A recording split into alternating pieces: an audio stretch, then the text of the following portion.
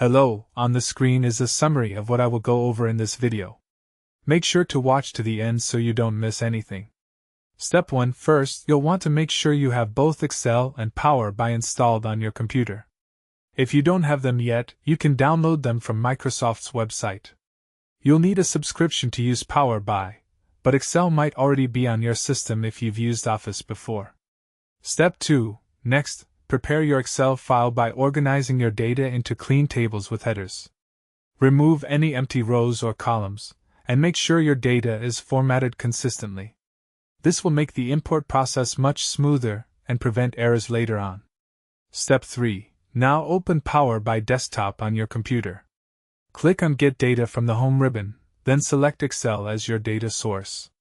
Browse your computer to find the Excel file you want to connect. Step 4. Once you've selected your file, Power BI will show you a preview of the sheets available.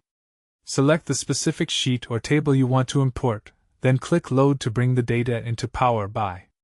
Step 5. Finally, you can now create visualizations and reports using your Excel data. Build charts, tables, and dashboards to analyze your information. Remember, you can always refresh the connection if your Excel data updates in the future.